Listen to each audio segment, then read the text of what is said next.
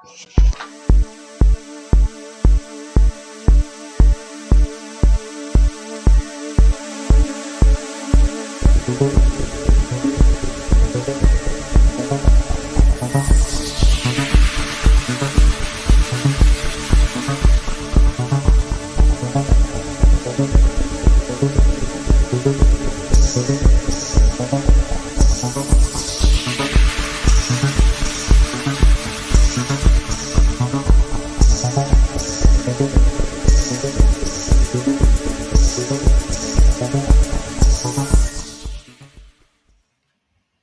we are for a gathering of the hyenas on Saturday night. I am Batman. The evil hyenas. Yeah, there was a Batman, wasn't there? He also put a bug in there. You know, Brainbug put a bug in there. Well, of course, yeah. I'd expect that. I expect a bug. Anyway, so we're looking at Standing for Truth's book, which... if you want to call it that. Curriculum in Crisis, Team Standing for Truth. Now, he says that indoctrination and evolution began in 1963 when schools got federal funding to replace what in that is so bullshit. The guy knows no history. He is a charlatan. He is. He's a liar. And then he said teen suicide rates skyrocketed. Violent crimes went up 995%. Pretty much, you know, modern America. But in crime and I think teen pregnancy and a whole bunch of other things peaked, including cancer deaths and cancer diagnosis, peaked in about 1989. Here's a wild idea about that too. It's almost like as technology becomes, you know, more available to people, like via the Industrial Revolution and things like that. Right. You know, that the rates in which these incidents occur actually go up. Because, you know, prior to this point, how else are people really, you know, outside of local deaths and things like that, you don't really have public databases to document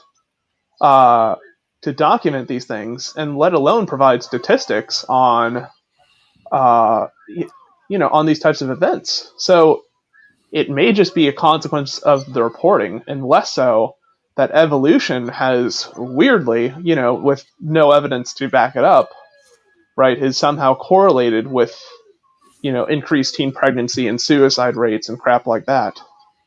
Look at this. By this rationale, people should become Muslims because they have the lowest suicide rates. That's because they don't have that much dynamite over there. That's exceptionally Islamophobic. Oh, that is. Anyway, but why do they have such low suicide rates? Holy shit! In the United States, that's because there's. Oh, because well, it depends on what range of time was this graph over. Who even knows what the hell he's talking about? This bullshit about what the fuck he's talking about. Yeah, atheists committing suicide is like about 10% of the country identify, or 15 as atheist, right? Yeah. And we commit suicide at that much higher rate? I don't think so. I severely doubt that, because here's the thing, right? I mean, atheism wasn't even that popular of a thing, or, you know, is very low, like in terms of its like statistical prevalence. So I'm confused, like where that statistic even comes from. It's just basically, let's name some bad statistics and say, hey, about that time, that's when they started doing evolution. You know, I mean, slash causation. I mean, here's the thing, though, right? You should be considering the effects of like carcinogens. You should be considering the effects of like, you know, online bullying and harassment and, you know, drug use and, you know, the dissolving of families and like family structure and stuff like that. Like, if you're gonna, they took prayer out of schools. It has nothing to do with creationism. Nothing to do with creationism, nothing to do with socioeconomic disparity, nothing to do with any of that. Yeah. Just it all has to do with taking prayer out of schools. Yeah, I know, that's obviously what kicked it off. I know, it's so obvious of a solution. It's amazing nobody else has tried to put that forth except for every radical evangelicalist ever. Let's see. Oh, shit. Okay, 108. I'm trying to find this Gallup poll. Wait, 625. This Gallup poll is from when? Gallup. Okay. Page not found. Interesting. This Gallup poll doesn't exist. I wouldn't be surprised if somebody made it up.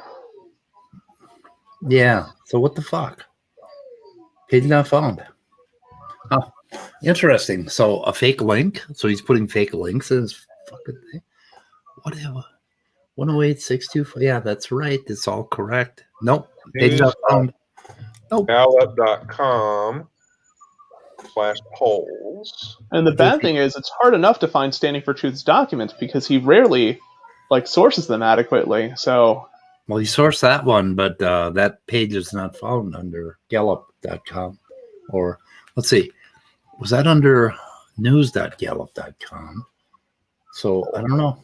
Hard to find. Interesting. So this is the Gallup site, and they're saying that okay, there is no page. So I wonder if atheist suicide. I wonder if I can find it. I can't believe that they just made something up. really, you're surprised that creationists make things up the same way creationists quote mine the hell out of literature to make it seem like the paper's saying when the paper's saying the exact opposite of the thing. Okay, so I searched atheism and suicide, and I got nothing. I'm getting nothing. Huh. Interesting. Where did that diagram come from?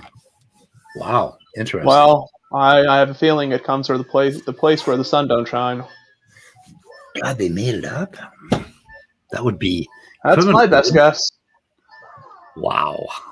He probably nicked it secondarily, says James Downard. Atheist suicide will have to be another topic to study in the evolution of religion book. Look at this. It correlates to child abuse. As soon as they started teaching creation or quit teaching creationism in schools, child abuse went up. No, that's when they took the prayer out of school. Oh, yeah. There we go. That's so it's amazing how lazy they are in actually source checking and making qualitative examinations of data. And where the hell did they get this number of words about evolution? What the fuck? Where would you get that? I don't know. I think they're saying this is the number of words that indoctrinate people in evolution. Starting in 1960 went up 2,000 to 3,000 words, and then all of a sudden 26,819 words. You know, who I have words? That shows a very bad conceptual understanding of what indoctrination is. I really don't think people hear the word change in allele or the term change in allelic frequency and just oh god, now I have to believe in evolution. Oh fuck, here we go. But who counted the words? Who the fuck counted the words? And how did they determine that they were evolution words? And where were these words used? Think about this, though. If you're not teaching evolution in the schools and nobody's learning evolution, you would not expect people to talk about evolution after 1963. But if it's true that they did start teaching evolution then you would expect the words about evolution to go up. So he's saying that this has to do with child abuse. Yeah. Apparently, he thinks evolution is child abuse. Then, if that's I think what happened is the kids came home and they started repeating the evolution words, and the parents smacked them. Could that have happened? I mean, I don't think many parents really would have cared because they don't understand the topic. Hang on.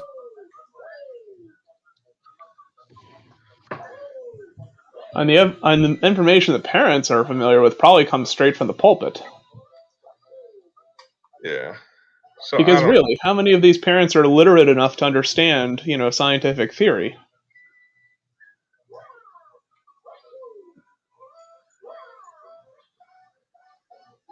Well, my gut feeling is SFT is wrong, and I mean, it's almost a certainty at this point. Yeah, I'm back. I was gone. See, he's taking the same stuff they kept talking about when Madeline Murray Harrer, filed that lawsuit about school prayer in 1963, and this is all the bullshit that they talked about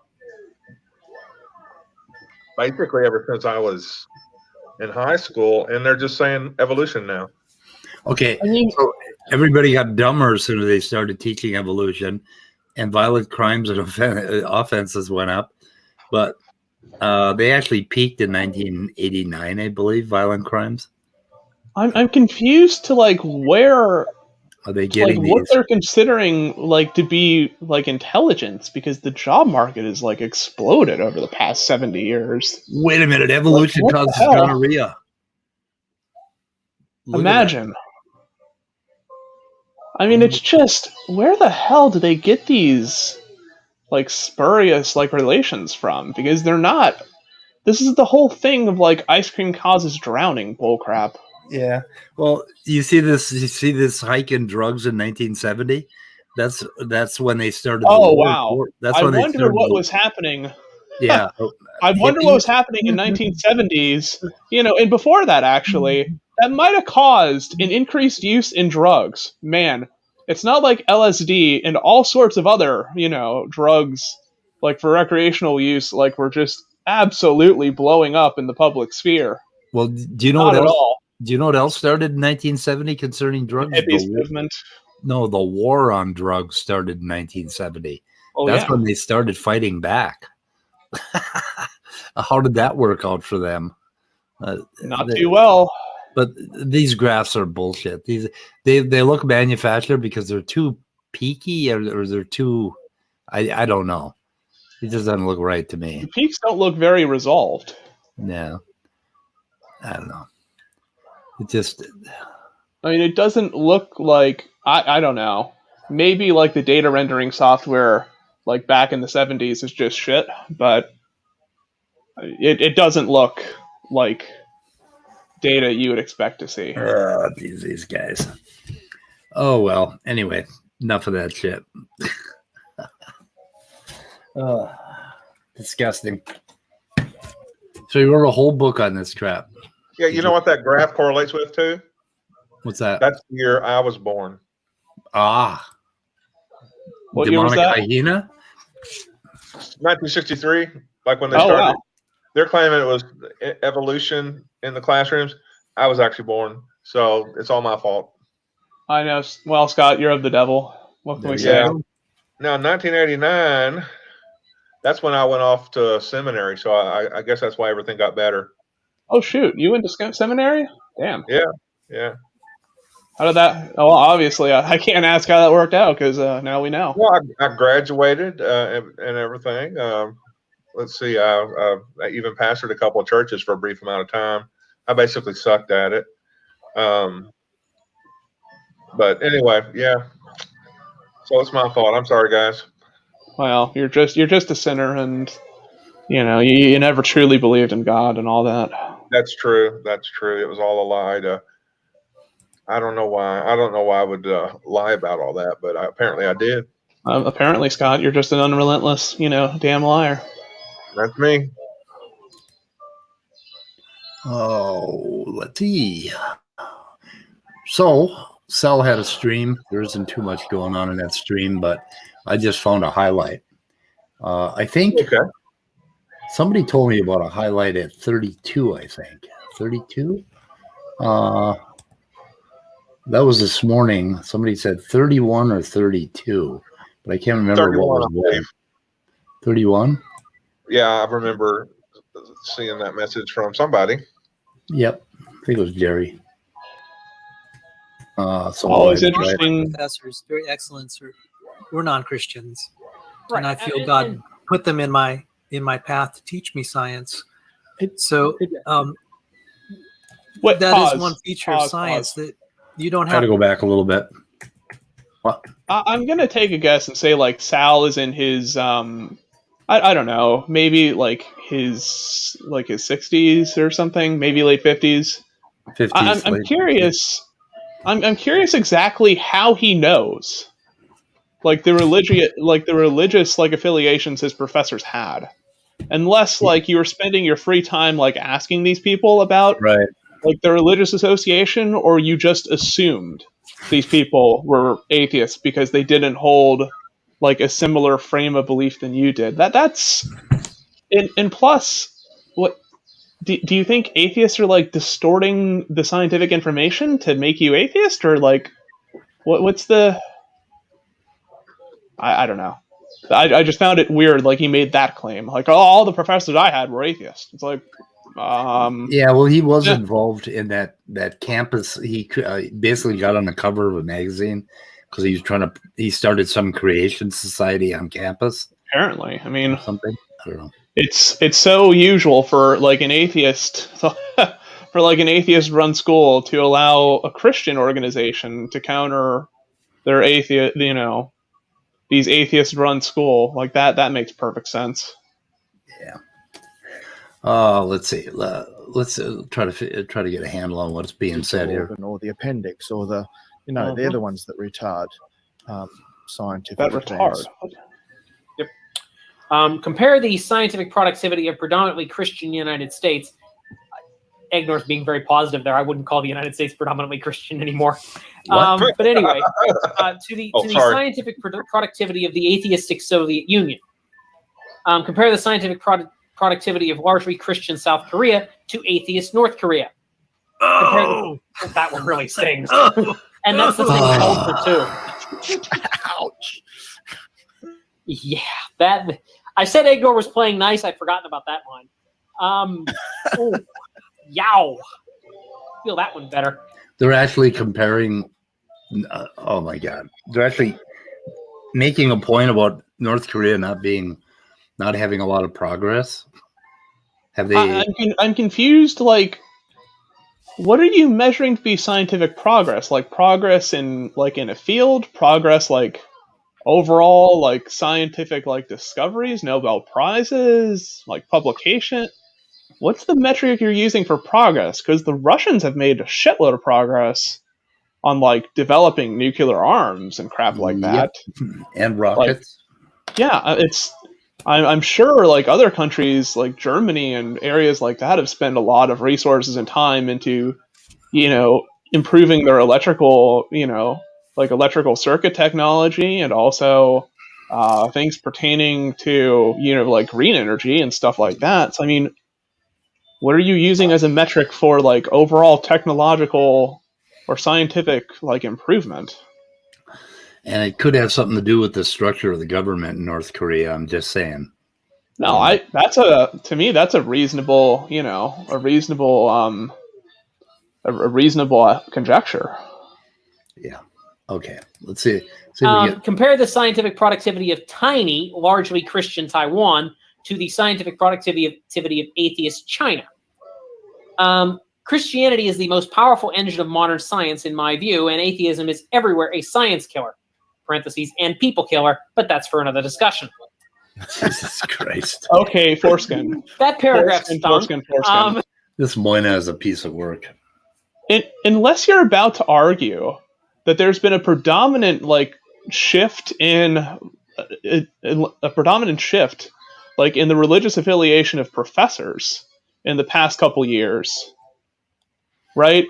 Your argument defeats itself, because Sal just got done saying that his school, and it's probably safe to say that they would think other schools as well, probably have a disposition in terms of like the professors they have being more atheistic than the types of like Christianity they're familiar with.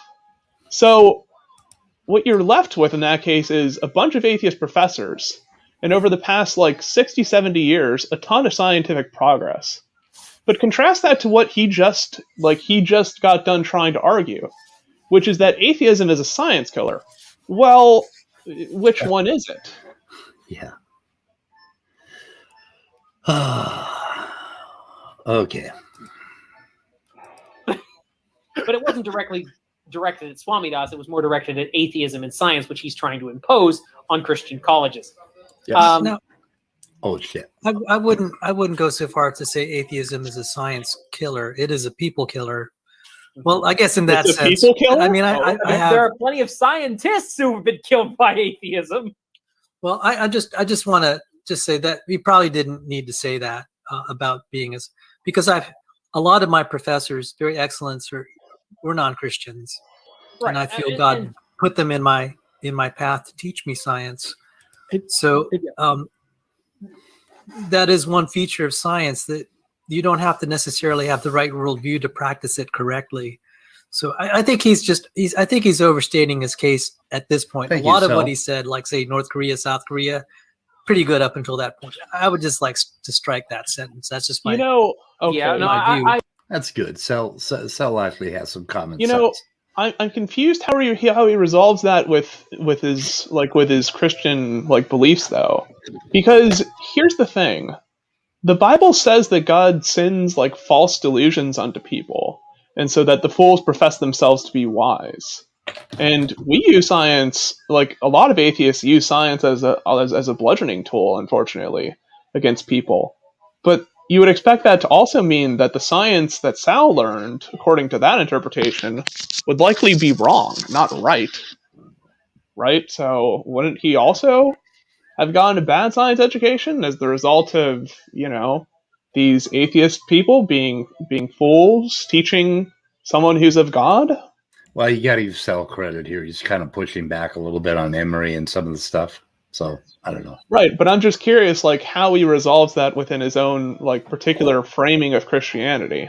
Wait, that you're saying that because the Bible makes the point very clearly that God sends delusions unto fools, atheists, that atheists would think they are wise. And Sal has also said, I think they would just take a different interpretation there. Well, there's nothing to be interpreted because the Bible says that exactly. Wait, what? I don't know what you mean there. The Bible makes the statement that God sends upon delusions to fools, and that the fools think that they are wise. Yeah, if I were a Christian, I would just interpret fools as a particular kind of person that doesn't, where the sufficient conditions are not that they disbelieve. Okay, but that disagrees, I believe, with Romans. In virtue of what? It disagrees, with Scripture in terms of, Romans. What's the contradiction? The contradiction is that the Bible defines fools as atheists. Okay, give me well, I mean, once again, are you going to say that? I don't think it explicitly says that anywhere. The fool has said in his heart, there is no God. They are corrupt. They have done abominable things. Yeah, so there you go. I would just interpret those verses in terms of moral and immoral people. Would you also say that it qualifies people as atheists under that definition of Romans? I'm saying that the atheism is not a sufficient condition. That isn't what praise says, though. They're talking about atheists when they use that Romans passage. Hey, that passage? No, I mean sufficient. Atheism is not a sufficient condition there. So you can be an atheist and not be under that category. Okay, let's get through this 31 part here. I can understand it. I don't think atheism necessarily kills science, but you can't, as an atheist, be consistent with your worldview and practice science, because you can be inconsistent with your worldview and practice science and do a great. Emery is saying really dumb stuff. He's saying he just contradicted himself again. Yeah, he frequently says dumb stuff. Yeah, he says a lot of dumb stuff here. I got a couple other quick links for him, but I think that's what he wanted us to notice. So atheism is a science killer. Oh my God, what does it have to do with your worldview? Does Emery have any balls at all? He can't stick with a claim. Because first he said atheism is a science. Oh well, atheism isn't necessarily a science killer. Come on, man, stick with the claim. You know what that means? What that essentially means something as trivial as sometimes atheism leads to X, but also it doesn't lead to X, right? It's just trivial. Yeah, it's just a giant mess. But I attack atheists when they make the same pronouncements of theism, right? That theism leads to X, Y, Z, or whatever, and then it's the same problem, right? Generalizing like this is just I see it on both sides. And I think creationism does. Yeah, I don't even think that. Creationism leads to bad. Oh, you don't think science that claims the Earth is 6,000 years old leads to any bad science in like geology or anything? You don't think that's a problem for geology? Well, if you're just going to define, creationism as having bad science, then I'm not going to dispute that. As having but so if you're a creationist and you hold 6,000 years and you're also calling yourself a scientist, do you see that as a problem? Well, like that's if you're calling yourself a geologist, right? But the way you're defining creationism is in terms of anti-science there. Yes, I am. Well, then, yeah. I don't think that's I don't think that'd be a fair definition. I think there's creationists that can do science. I just would say that the people creationism. Just not geology. No, I mean in other fields as well. Like there's creationists like part of like anti-vax movements and all sorts of wild conspiracies you can find, right? Yeah. I mean, it's less so about them holding a particular affiliation. It's more so in how they abuse specific techniques to push a narrative. Yeah, but I'm fine with saying that, like, if Speed is just saying, like, creationism is defined as, holding to a 6-day origin of the universe or whatever. 6-day creation, I meant. That's what I meant. But 6,000 years short. And if that is just, again, like, established as anti-scientific, then he has a claim there that I think can be supported, but it's just analytic at that point. Yeah. But atheism, theism don't generate the same sort of things. Like, so when people say, oh, belief in God or disbelief in God generate violence or generate these ills of society, that's when I step in. I'm like, I don't know. This is just... No. I mean, so do you respect, like, studies that show the relation between... or the correlation between religiosity and violence and abuse? I don't know. And things like that? So I think all the correlation can show is some kind of justification for establishing a probability or likelihood if you were to encounter these people, but it's not going to establish a causal tendency of the view. Well, I mean, it tends to show that the higher religiosity that an area occupies, like the more certain forms of abuse tend to show up. Sure, but that's not going to establish a causal tendency. Well, I mean, there clearly is an effect. Whether or not the cause itself is religion or the practices the religion are using, remains kind of ambiguous. I don't think that can be supported. In the same way, let's just say their claim that high suicide rates is correlated with atheism. I can grant that. That doesn't mean that atheism has a causal disposition towards suicide. Would you differentiate between religion and the activities of religion? I'll just grant whatever concept. No, I mean, I'm trying to make sure I'm not making a categorical error when I say, religion as opposed to the activity of religion. So you're talking about specific practices? Yeah. Well, you can. I mean, that's one concept of religion. Sure. What about it? Well, I'm saying that certain practices of religion, but you could say religion not necessarily is responsible for certain forms of abuse. That seems to be the exact same thing Moyna's doing, right? Like that or Speed either it's going to collapse into Moyna's issues, or it's going to go into what Speed is saying, that if you just define these practices as problematic, well then they'll be problematic. Yeah, I mean, except it's more like a Bayesian kind of view in the sense that they're not making rigorous claims on if it does or if it doesn't. It's saying it has a tendency to. I don't. You see, like I said, do you mean probability, likelihood? I'm fine with. It's fine with saying that if you encounter a Christian, they're likely to be homophobic. I'm fine with that, but I don't think Christianity is going to have that causal disposition. There could just be a different interpretation in the next 100 years to where that's not the case. Okay. Well, I mean, I don't think when people refer to religion necessarily that they're referring to all possible incarnations of religion either.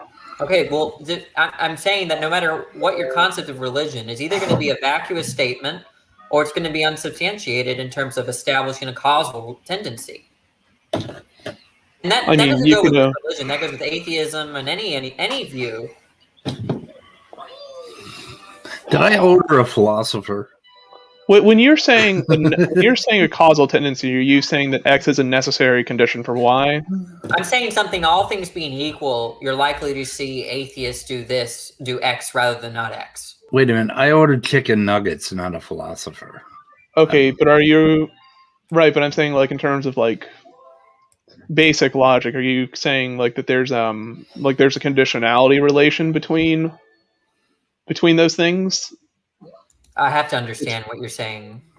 Well, so you're asking me if I'm positing necessary and sufficient conditions for what? I'm asking, like, if we take propositions like X and Y, right? Like, X is a person who holds to atheism, and Y being, like, say, child abuse or something like that. Okay. Is the statement like that is the context you're using causal tendency something akin to X, the conditional statement of if X then Y, or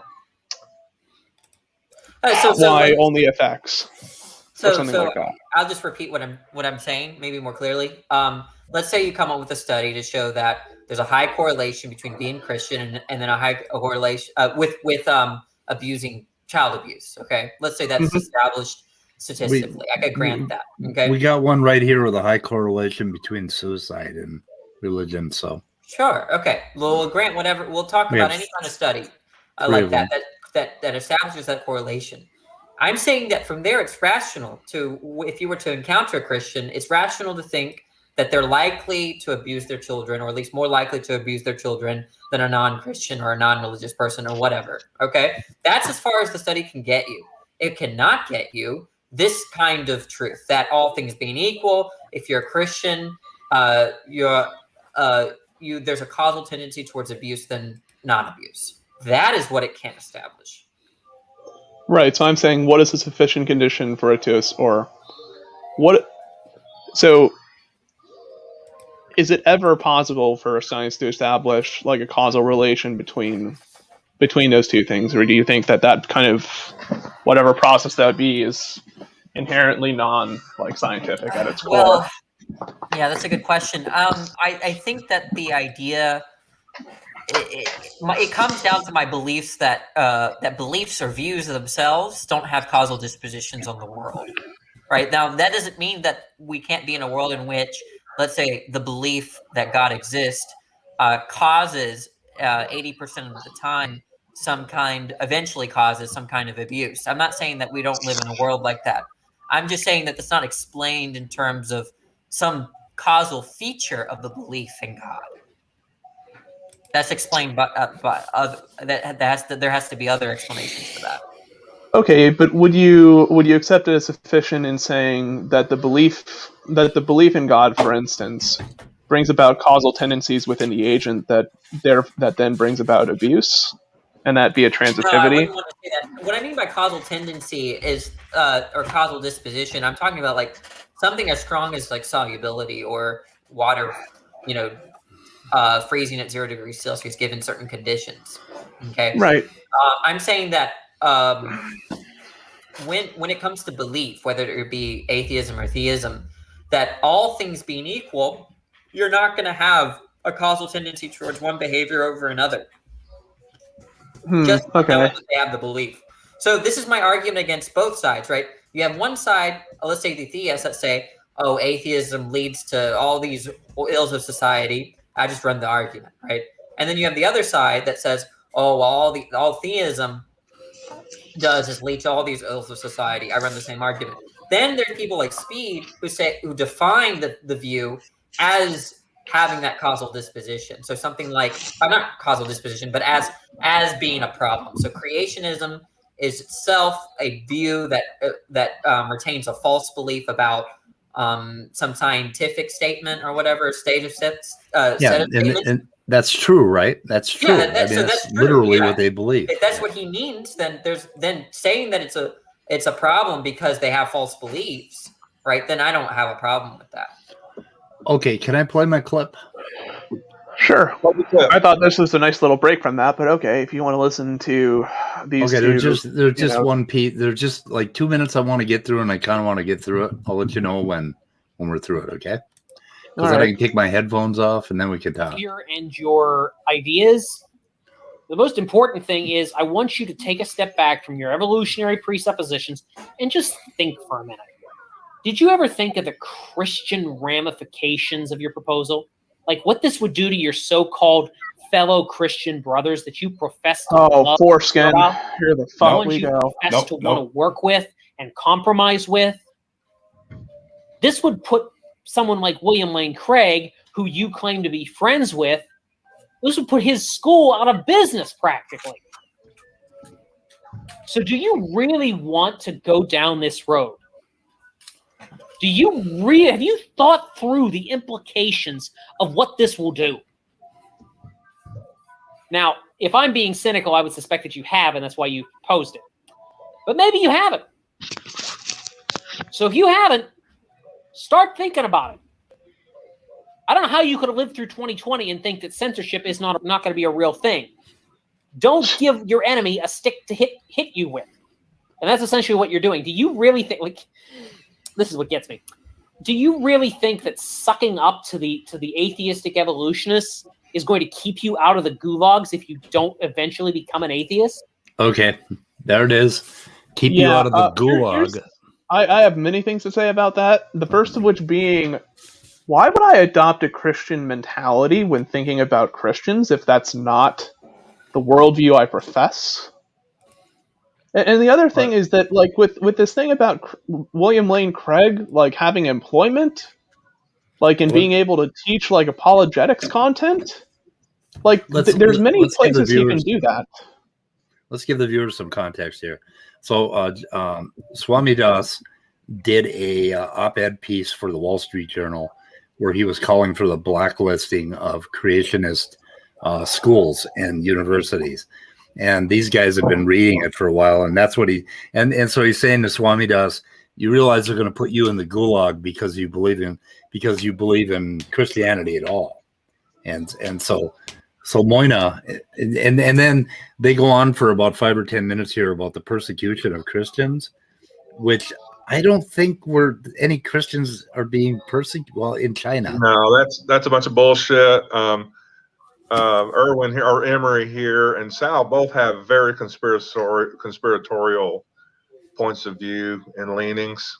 You know, here's the thing that I've noticed, and everything they read, that's really what comes out is they are paranoid and conspiratorial.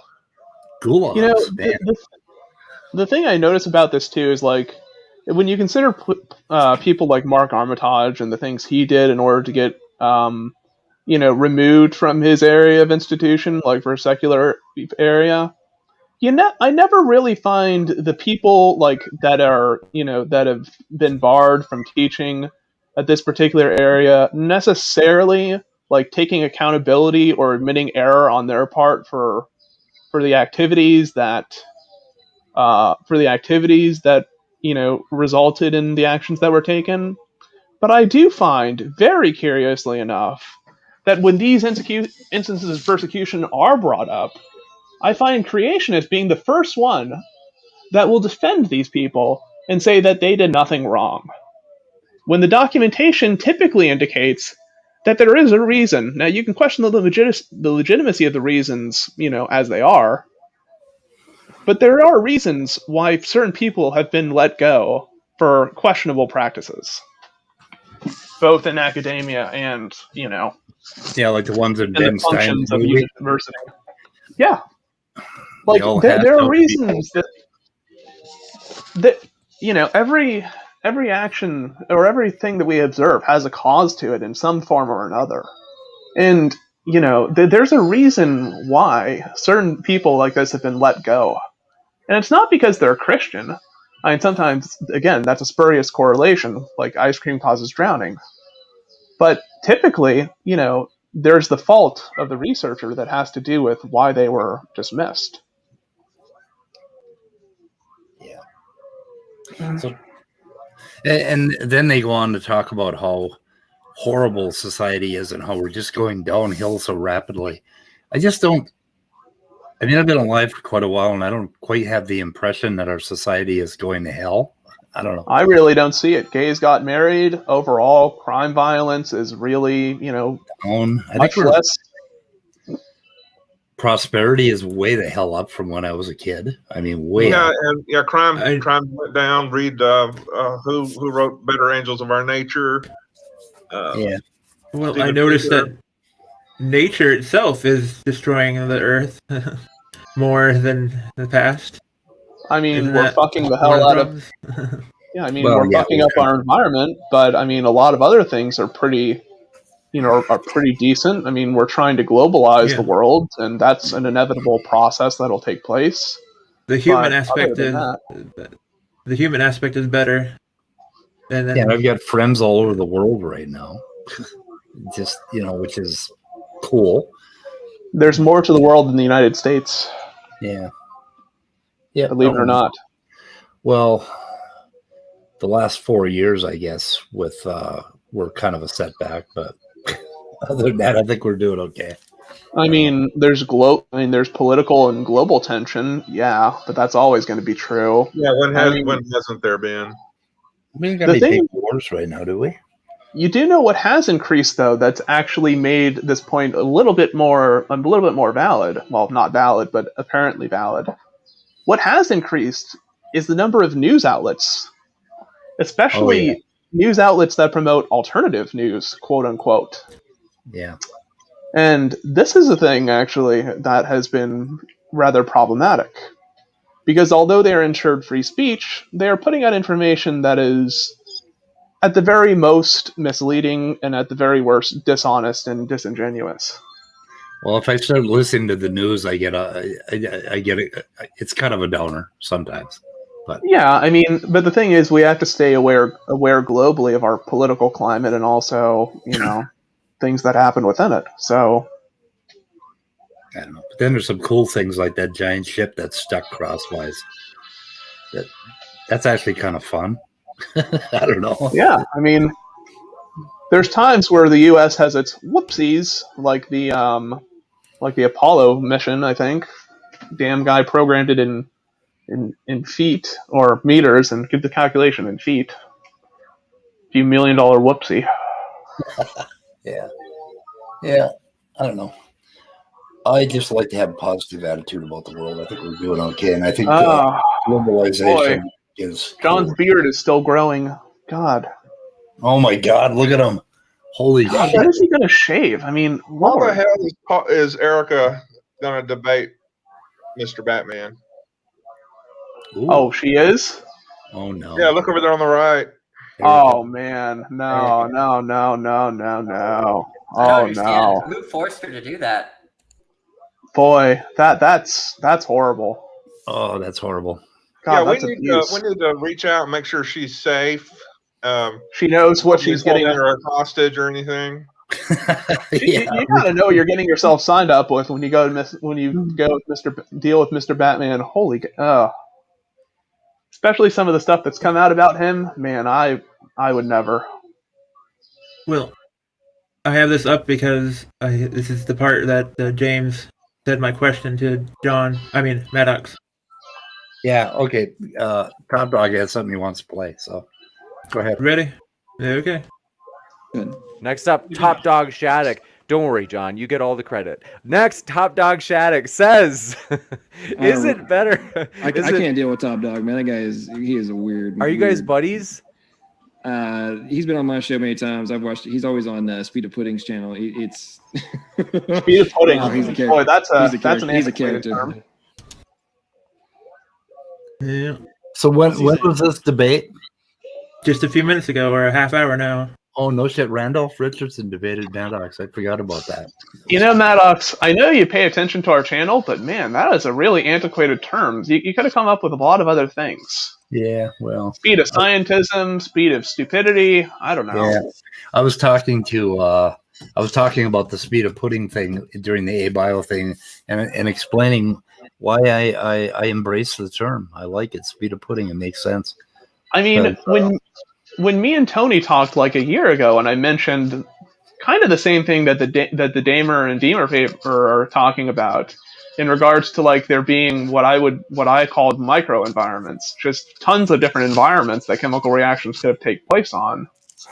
That's very similar to the notion that Damer and Deemer were putting out, and of course, Tony, being the arrogant little prick that he is, completely rejected that idea. Probably because he only has half a brain cell that's functioning at a time. Yeah, he's a problem. So is one of my raccoons in that beard? Is that where they went? I think there might be like a little forest living in that beard, like a little ecosystem of its own. Well, I have a beard just like that almost. Maybe just slightly shorter. Yeah. It's just a personal preference for me, but I'm very unnerved by that kind of appearance. I get some people like it, but I'm definitely not one of those people. Yep, I always grasp my weapon when I see a beard like that. I don't know why. It's just me. My beard. Pulling lots of hair out all the time. Yeah. Shedding. Anyway, so how was the debate overall? What is every debate they answered? It was about atheism, the rational conclusion of skepticism. But I don't know if they answered it. How did I got through it only halfway or less, or just in the last half hour or something? Hot take. I would say the rational conclusion of skepticism is absurdism, if you take it far enough. So what was Maddox's argument for atheism being bad? They just talked about the definition of atheism for a while, and they were off topic most of the time.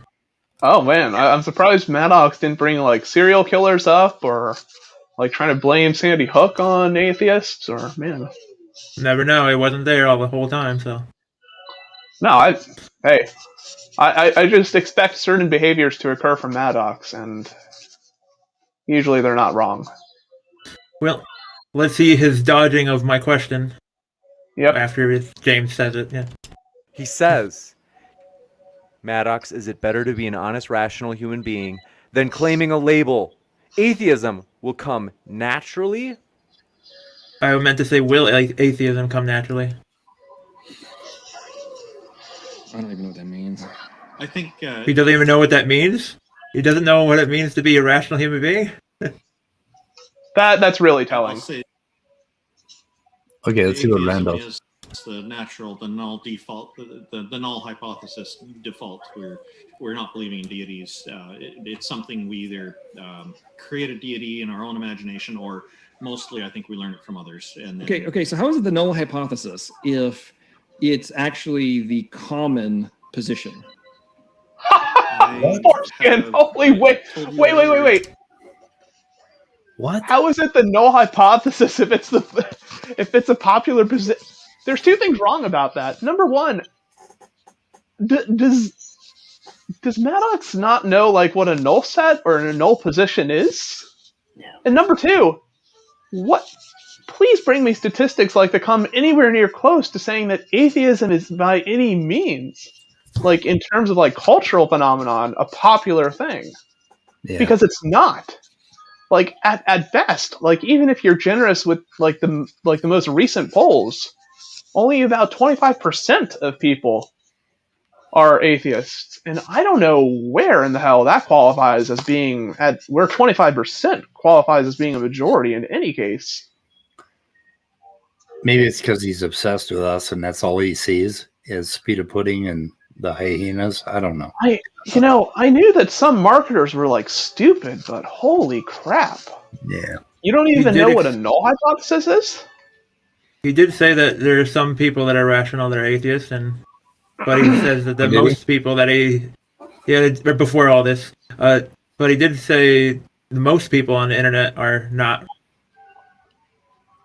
Something like that. Not rational because they don't agree with his information, therefore God. Here's the thing, though. Like, what standard of rationality is Maddox using, like, to make judgments about what people are rational or irrational? Because if it's just based upon Maddox's standard, who's to say that Maddox has perfect judgment when evaluating whether or not a person has come to like rational beliefs about the existence of a god or any number of nuanced like philosophical topics.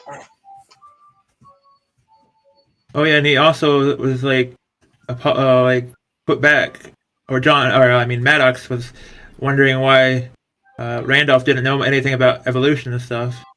If he was like, why are you an atheist? You don't know anything about evolution, something like that.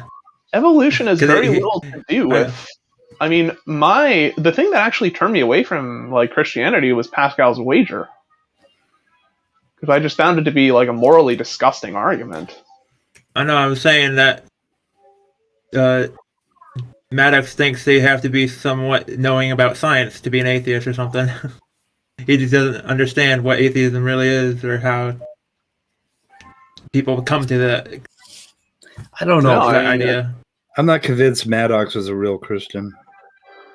Well, I mean that really goes down into the No True Scotsman, thing now, doesn't it? I don't know. I'm not convinced that he's not in this for some new entrepreneurial endeavor.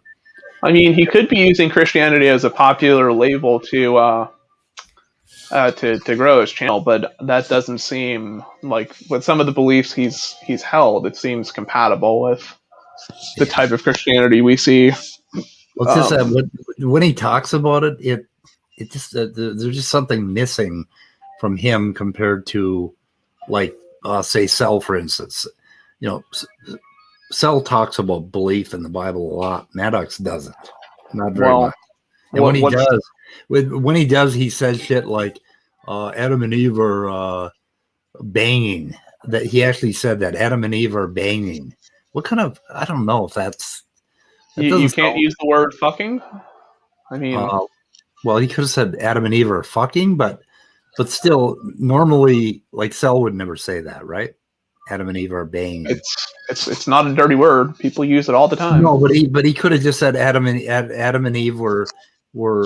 I don't even think he needed to say that they were having sex. He was just talking about Adam and Eve. Adam and Eve were getting it on. Adam and Eve were copulating. Adam and Eve were had a relationship. What?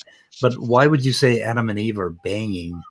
And he does that all the time. I don't know. It just doesn't seem like the rest of the Christians, the way they talk about it. I don't know. Adam and Eve were sexually active. I mean, I could find many different Adamisms to like express that statement in, but Adam and Eve were having children, I think, is what he meant. He didn't have to say Adam and Eve were banging. I don't know. You can be banging without having children. People do it a lot of times. I think if I were a Christian, I wouldn't talk about it that way. It's kind of a weird way to express that sentiment. Well, I'd be a little worried about what I was going to how I was going to explain that when I got to the pearly gates. I mean, I don't know. I don't know. I mean, you remember, John, when you said Adam and Eve were banging? Well, we want to talk to you about that. Why were you thinking about Adam and Eve banging? I mean, why was he thinking about it? They were talking about the Garden of Eden, and that's what he said on Praise's channel. And I just really? Yes, John said that because he was furious, very angry, very, very angry. Oh, so he's the person that likes. He's one of those types of people. Okay. He wasn't even angry. I think he was talking to Andrew. I think he was talking to Andrew. And it's like, but he's got. I don't know. It's just kind of disturbing. The machinations of mind are an enigma. Anyway, you want to play? Is there more to play, Top Dog? I don't know. Did you hear him answer my question? No. Yep. I don't think he says anything about my question at all. They super dodged right away. So yeah. He didn't understand what it means to be rational in the first place. So of course he's gonna fail. Well, that's one debate I want to watch because of Randolph. I definitely want to see this one. That's kind of surprising that he doesn't know. It's kind of surprising that he doesn't know what the word rational or what it means for a person to be rational entails. And that's the problem with most creationists or people and stuff that devolve in the reading, believing the Bible and stuff only, basically. And it's not like the word like rational is like a $1 million word. It's pretty commonly used. So I feel like stirring up No, a fight. So Danny, Danny, Yes. hi. So what do us atheists get so wrong that you always talk about jumping on us atheists and our bad arguments and stuff? What exactly? Where do you want him to begin on that one? Where do you want to start? Well, I think. What do you mean? Like you don't think I jump on the Christians? No, you never do. You never. Well, today I said Emery. What he was saying was really dumb. Oh, you did good. Yeah. Okay, I'll give you a point. But I mean, I don't know. And then I talked to Argatha, I've talked to Praise, I've talked to Maddox, all about the problem of evil, because I think that's a very powerful argument. I go on Antangelo, I go on Neff. It looks like you're asleep when I'm talking to Christians. Well, like that. No, but you always talk about how atheists have really shitty arguments and stuff. And I'm just wondering, well, a lot of what them is a do, shitty argument that atheists have? But it's just generally speaking, most people are not justified in these dialectics. But what specific arguments do I not think work that are commonly run? Is that what you're asking? Yeah. Like you've mentioned how you go after atheists who have really bad arguments. I'm wondering what really bad arguments. Like for instance, the presumption that it's an evidential question, right? That I think atheists should just say there can't be evidence for God instead of asking for evidence for God, because presumably, like if I said and I get it because I'm the same way too, but like there's certain observations that if they were to have, they would believe in God, but that doesn't. I don't think any observation can justify. Hey, claim. Hold on for a second. Does somebody have a TV or a video game going in the background? Yeah, I said it a while back on the private chat, or not private chat, but public chat, that it was somebody playing Super Mario Galaxy. Okay, I didn't know the audio was bleeding over. It's you, the culprit. Oh my god! Kids Also, today, man. Okay, go ahead, Danny. I mean, also, I feel like a lot of our arguments against Christianity or whatever are sort of knee-jerk responses and not really getting at the roots. But I can get that because some people have, like, for instance, I think biblical contradictions are like useless arguments, but some people are genuinely interested in the history and the culture of ancient past. And so I don't really, it's hard for me. I kind of took a different perspective on that. Now I see that people are just interested in those topics, but more so than like actually providing an at the roots argument. You see what I'm saying? Like they might, and the same thing with like the science stuff. So let's say some younger creationist makes a claim. It's obviously scientifically misinformed. You have two options, right? You can address the misinformation, you can address the scientific claim, or you can just say, grant the scientific whatever claim and just say, how does it follow, right? I take the latter strategy, right? Because that's what I'm interested in. And some people prefer to take the former, right? And I guess like I'm learning to like accept that, although I think it's wildly inefficient. I have no patience with going after biblical contradictions or biblical this and biblical that or slavery or any of that shit, because I really don't care what the Bible says. And that isn't how I arrive at my atheism. So, yeah, but some people are interested in that stuff, and but I'm kind of desensitizing to it. I used to, even like not too long ago, I'm like, what? Why are they even talking about this? Just get at their throat, right? Get at their throat. If you want to really, but like people like Jay and Hatchcock, the twins, they're just interested in ancient. It seems like they're interested in it. Like it's not about disproving theism; is that they're interested in their opponent's psychology, and they're interested in the topic of going into the Hebrew and talking about slavery at the time and all of that. So I'm starting to understand that now. Yeah. Well, Danny, I would say I operate in a similar way with Otangelo because I'm more interested in Otangelo's arguments and justifications for his, let's call them peculiar views regarding science and design. I don't agree with those arguments, but I think his psychology for having come to those conclusions is more interesting than the arguments themselves.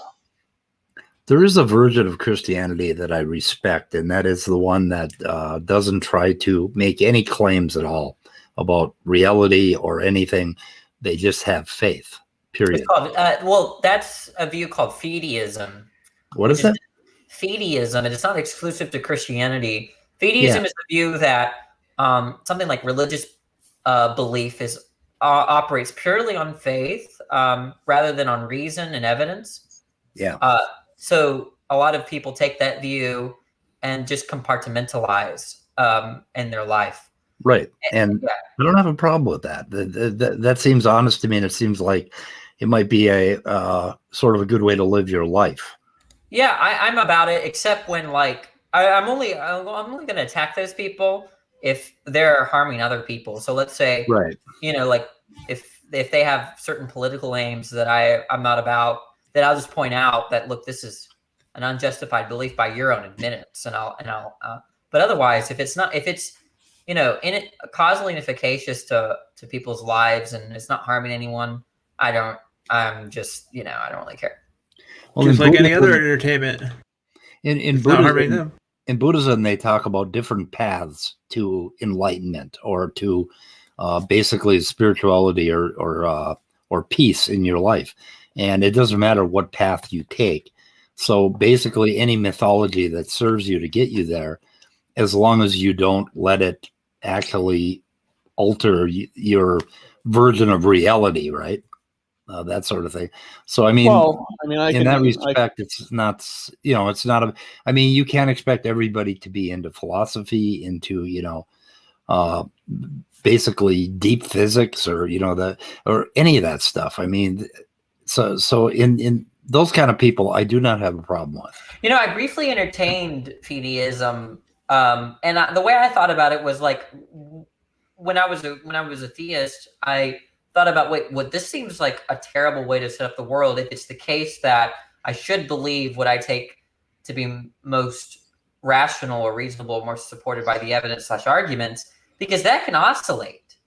And it seems like if God exists, that he would want a sort of belief that doesn't oscillate between what arguments you find most persuasive at the time, right? Does anybody understand what I'm saying there? Like that, you know, that if God were to exist, you know, it's perfectly plausible that you'll come across some kind of defeat or not be able to respond to it. And so then you become an atheist, and then suddenly you find a response to it, and then you go back towards theism, and then you find a response to that.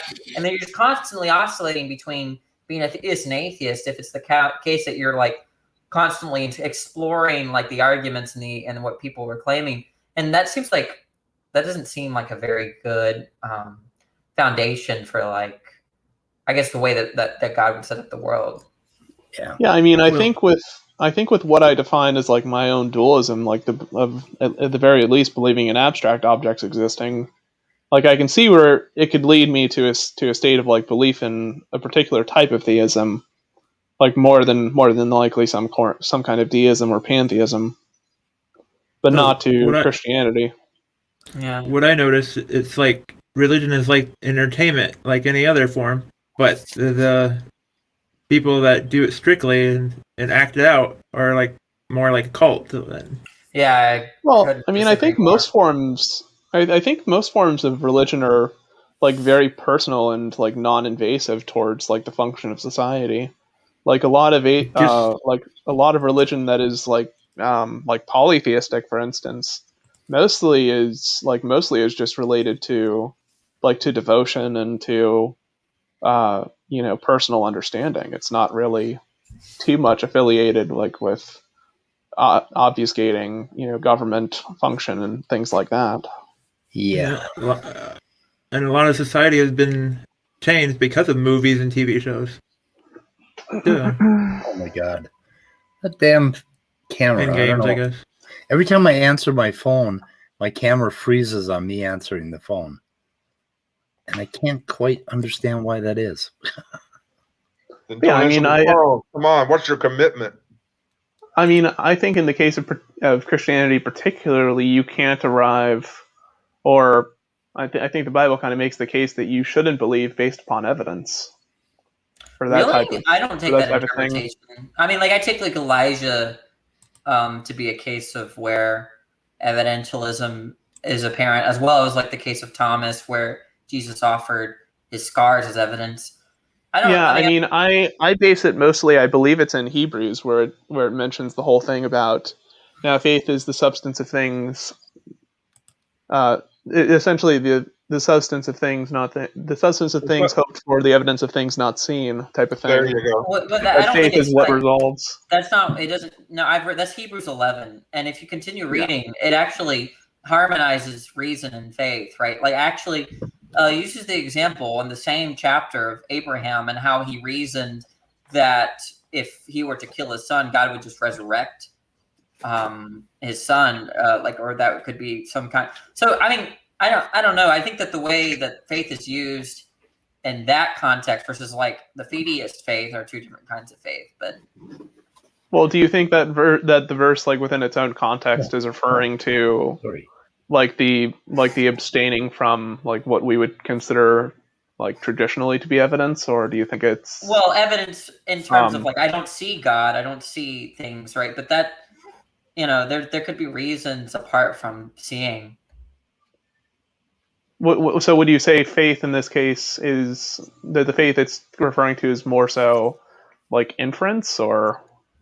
Well, no, I think that when they're saying that it's abstaining from seeing things, I mean, it's like it's not some people are very confident about what they observe, like with their five senses, and less confident about what sort of things that exist, based on like some kind of deductive. Like things that they can hold, things that they can touch, type or of thing. testimony, or even testimony, right? Like, so I think that's the idea is that in Christianity, you have to rely on testimony or other means of, another means of, I guess, I don't want to say justification, but I suppose justification, and not like what you're immediately perceiving. Well, and so I don't see how that's like distinguishing like from what I said of like evidence. I mean, I don't think necessarily evidence means like you have to have a science paper like that's as tall as the Empire State Building or things like that. But the word evidence is not in that chapter, right? No, I mean, but I think you can draw a relation between like the type of thing which is referenced to be abstained from, and like assigning that label to be what we would call in the modern day as evidence. I mean, I guess so. I mean, maybe there is that interpretation, but I think that there are just other cases. Like if I were a Christian, that it seems apparent that certain things do count as evidence. But no, I can understand what you're saying. Maybe. Yeah, I mean, it could be that I need to read it more, like to understand, like if that context is actually representative of the chapter or the verse itself. But to me, like at a first glance of reading that's what it seems to be suggesting. But then again, I mean, things aren't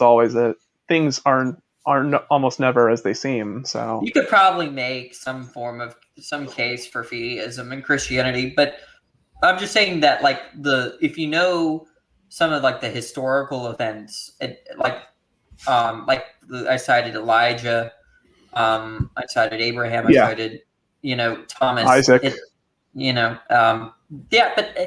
I think I don't really think there's a better interpretation. I just have my interpretation. I just don't think that if we're no, I respect that too, and I was just trying to justify my own particular understanding of that text.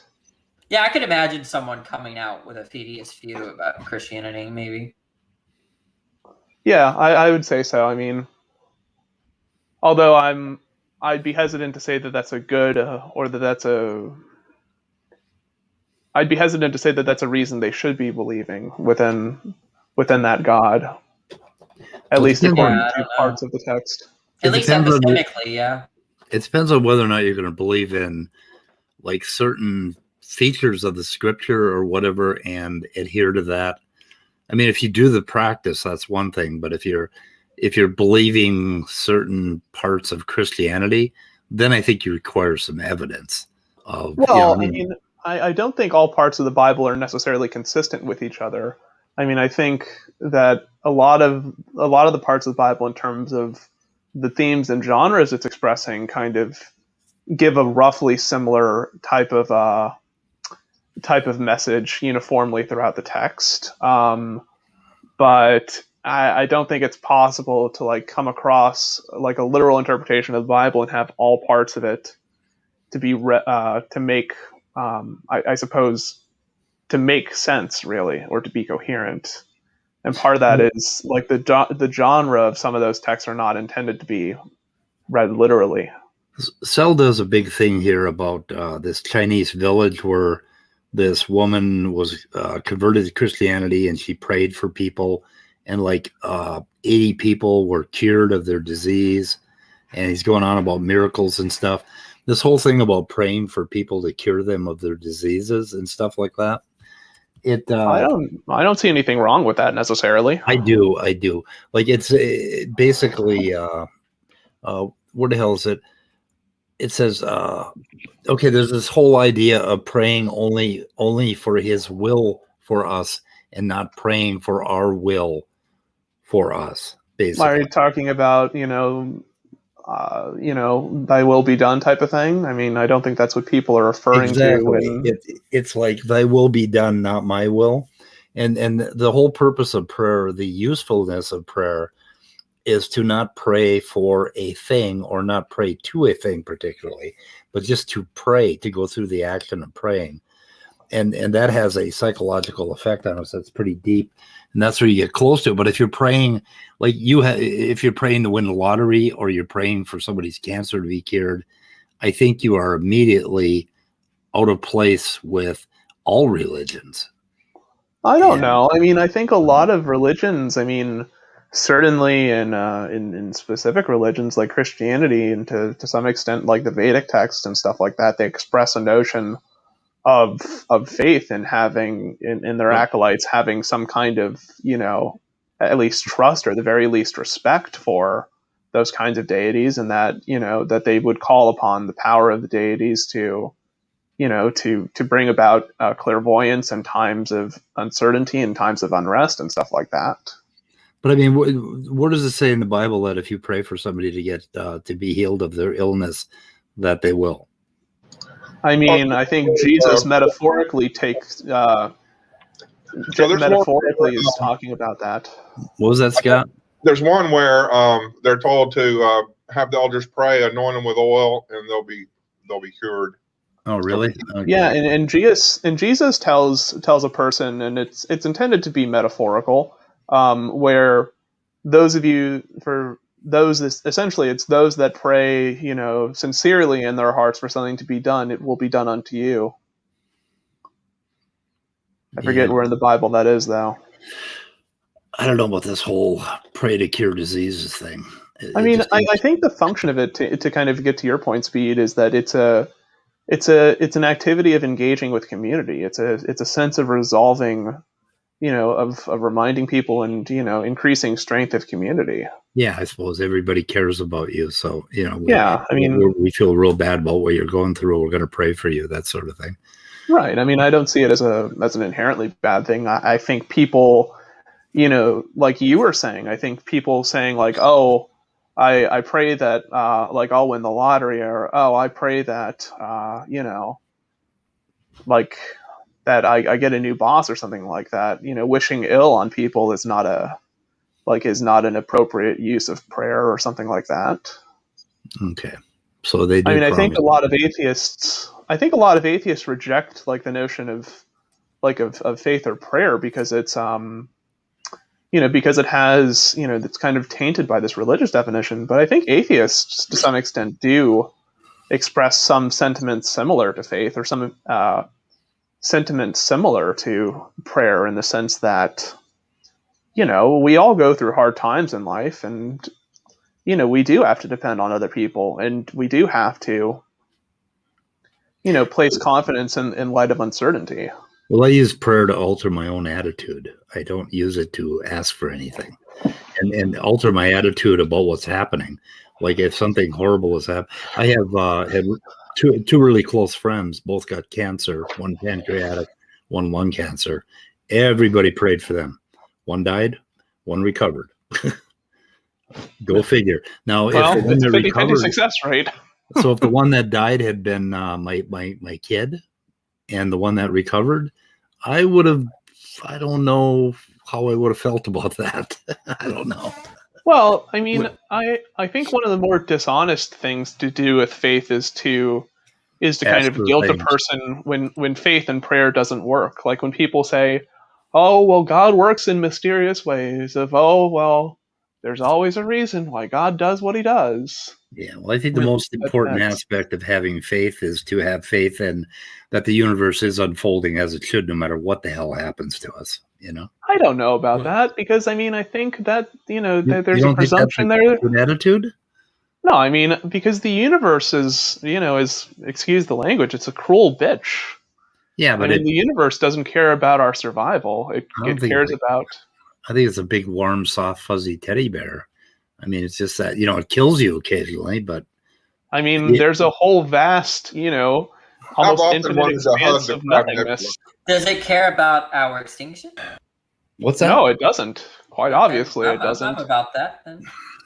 No, but there's caring among humanity. I mean, if you want caring, but I mean, what I want is acceptance of what happens. I want acceptance for all that happens in my life. Like, for instance, I'm extremely grateful that I'm an alcoholic and a drug addict. And I mean, to the extent the universe is, has any kind of emotional response towards anything, it's at the very least apathetic or, not engaged emotionally in terms of like our prosperity in the universe. Well, I noticed that it's hope and the placebo effect. Yeah, well, that's what I'm looking for. That's I'm true. looking for. I mean, I'm looking for comfort in my own life and mind. I'm not looking for somebody to fucking hand me something or fix me or make it so I live forever. Well, okay, but I mean, here's the hypothetical. Like, why would that be a bad thing? Suppose for a moment I needed like emergency surgery, and it's like shit, I don't have the money to do that. Yep. And somebody out of nowhere, just gives me gives the money, donates it out of nowhere, like a random act of kindness. Okay, but what if they prayed for you instead? Prayed for you to get the money. You mean what if they prayed and gave me the money, because they felt called to, or no, prayed for you and didn't give you any money? Well, I mean, I would have to deal with it. I mean, I'd have to find a way to either get that surgery or live with the consequences of not having the surgery. But I mean, I don't think like a random act of kindness or an action motivated by a person having prayed and then coming to do a decision based upon that is a bad thing. Yeah, but I think you can do that without prayer. I mean, don't pray for me. Just give me the fucking money. No, but I mean, why is it bad that a person, was thinking about, your situation or was thinking about helping a person in need, and you happen to be, the beneficiary of that person's, intentions? Well, I do offer that sort of support, but I do it in a different way. I don't do it that I'm going to pray for you to get better. I pray for you to accept what's happening to you. That's what I would pray. Right? I don't know. I mean, I think for some people that can be very, kind of cold shouldering. Like, well, I'm sorry to hear that you're about to be fucked because, your arm broke and you don't have the money to go through surgery. But I do hope that you'll be able to get through the situation. Well, that's kind of a look for a loophole, positive. You broke your fucking arm. You could have broke your brain. I don't know. I don't know. That's almost like sadistic and like not very empathetic at all. But you mean praying that people will accept whatever situation they've been dealt? Yeah, because I mean, some people don't deserve the situations they got into. What do you? I mean, sometimes deserve doesn't have anything to do with it. You already established that the universe is sort of uncaring about all those things. So why would anybody frame it in such a way as you deserve it or whatever? I mean, shit happens. Because usually, I mean, people are fine accepting personal responsibility when they were responsible for something that happened to them. I mean, hey, you go to a casino and you lose money. You got to go into a casino expecting to do that. You're not going to expect, to come out a millionaire, right? But there's other times where you lose money, getting robbed by a car, being a random victim of a crime, right? And that's, you have to deal with the consequences of that, and you have to deal with the ramifications. But in the same sense, I mean, as human species, and at least in our current legal system, we feel that there should be reparations to actions that we ourselves have not, that we ourselves are not responsible for the effects of. I'm not sure how you got into personal responsibility, but well, I mean, you're telling a person like, oh, suck it up and deal with like what's happening. And sometimes, I mean, I think that's okay with some situations. Never say suck it up. It's a matter of accepting what's happening to you. So basically, I certainly wouldn't pray for a person. I would tell them, I really care about you, and it really sucks what's happening to you. Can I help you? That's what I would tell them. I wouldn't pray for them. But if I were to have a wish for them, it would be that they could gracefully go through whatever they're going through without taking a lot of emotional damage over it. I mean, if you're possible. dying, you're dying, right? If you're dying, you should not take your last breath basically scared shitless and not accepting it. I don't know. I think in some cases it's okay to lie to people. I think it's okay in some cases to allow a person to, to maintain false beliefs and to stay in denial. Yeah, I'm a big supporter of lying to little kids. So I don't know. Oh, look, I mean, about Santa Claus and shit. Here's the thing. I mean, I've heard Penn Jillette made this point about you never lie to kids and stuff like that. But here's like a counter argument I would want to raise to that type of logic and to that kind of like dogmatic view, and that'd be, look, what if you lying to the kid? What if you giving this kid hope, right, actually increases his chances of survival, right? What if What if you, being, empathetic and, not telling this kid that he's about to die a very painful death, or about to undergo like this very, tragic thing that's about to befall him, increases the chances that this kid might go on to live a better life, or that this kid might not have to face, the type of thing that this kid actually ends up better. Right. I remember when my twins were 5 or 6 years old, they realized they were going to die, and they wouldn't sleep, and they just kept asking us questions. They were walking around just like in just this high anxiety mode. And so finally I went up and tucked them into bed and told them, look, at your age with medical technology, what it is, you're probably going to live forever. And they went to sleep, and that was the end of it. I lied to them. Yeah, I mean, I think you allow a person to be comforted. I don't think that this idea like that Penn Jillette espouses that, lying is never acceptable. I don't know. I mean, I think there's cases where, lying or the suspension of truth does have, potential merit in the ability to, perhaps, to extend a person's life, or to, allow a person a chance at, success where otherwise they didn't think it was possible. Well, I don't think you need to lie exactly. It just give the best outcome of the percentage or something of whatever. Yeah, but I mean, the future. Like if they have to go through pain, but then you see there's the outcome after that and stuff. Yeah, but here's the thing. Yeah, it is too. You have to adjust whatever you tell them to, to what they can handle. Everything dies, but you're not going to die today. You're going to even saying you're going to live forever really isn't a lie. It's relative. Yeah. Compared to when you're going to die, you're going to live forever, because they can't even conceive of 50 years old, much less 100 years old. Yeah. So yeah, but I mean, what if the best chance a person has, right? I mean, suppose a person's been in like a really, brutal car crash. And at best, the surgery they're about to have has a 10% chance success. Go forward to talk about that part. I want to show you, Danny. I wanted to show you something while I got my camera on. Yeah. Have you ever seen this book by Pearl? No, I haven't. Causality. Oddly enough, it says in the the dedication To Danny. and the glowing audacity of goodness.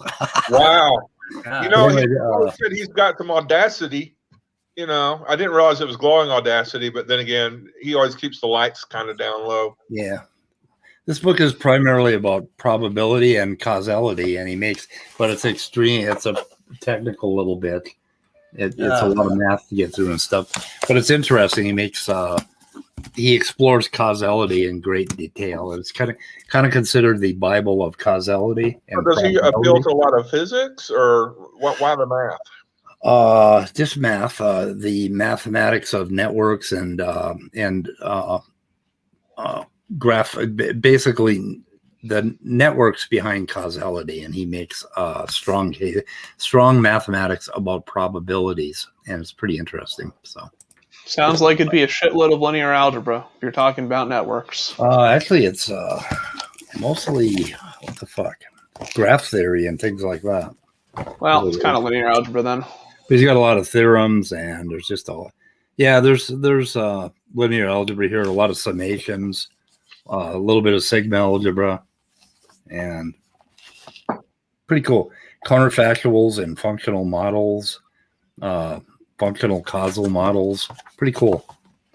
But I tried to get some purchase on the book a while back when I was into that, and I never succeeded because I moved on to something else, but I would like to try again. So anyway, I thought you might be interested. Yeah, I mean, to conclude the discussion we were just on, I mean, I think it's okay to quote-unquote stretch the truth to a person.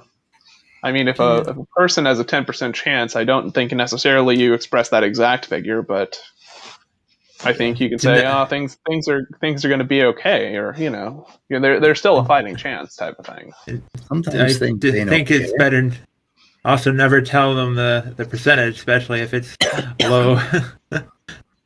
Yeah, I mean, it depends on how technical you really want to get with a lie. I mean, some people would say defining as not as abstaining from providing adequate information to a person, and in that case, that would be the case. But you can tell them afterwards. I always had the idea of the intent to deceive, but you're not really attempting to deceive somebody in that case. You're attempting to keep their morale, spirits or morale up, because it does have something to do with the outcome. If the person suddenly gets depressed because of their fear and the outlook, that can affect the operation they're going to about to have. Well, but what you would say in the process of, but you would say at the very least that in the process of boosting their morale, you are in some form deceiving them.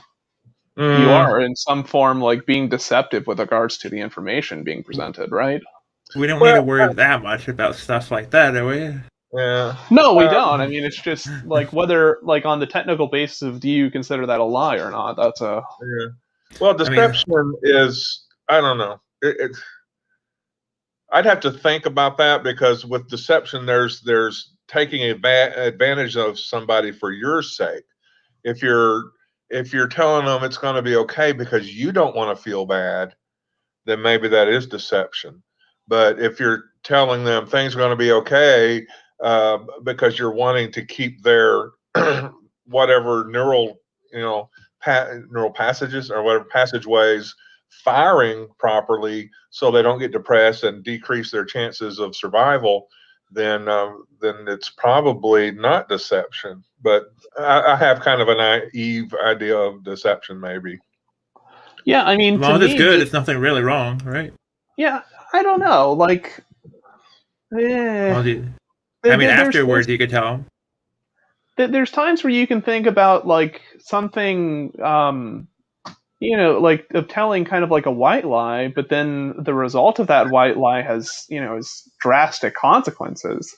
Like if I'm working like in a lab, for instance, and you somebody asks like, hey, did you close that door, or did you make sure to turn off the fume hood or something like that? And I lie because I really want to go get lunch. Say, yeah, I did it. I took care of it. And then I come back later to find the place burning or something like that. Yeah, that's kind of I mean, it's at the time being, it's not really a significant lie, but it turned out to be a rather, costly mistake that seemed innocent. That's not helping anybody at the moment. It's only helping you, maybe, but not really. Right. So, I think I think under my. No, I know. I think under my definition, I consider a lie. Yeah, I think under my definition, I consider a lie to just be like at the very basic. It's when you make a statement that's either obscuring or obstructing information with the intent, to deceive.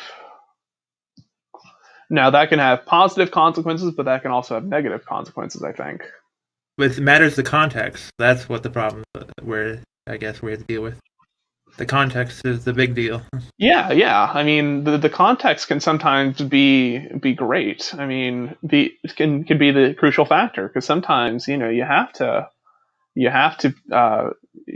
be very cautious about how you approach certain social situations or situations that are very delicate to a person's mental state, and you can't always be brutally honest with a person.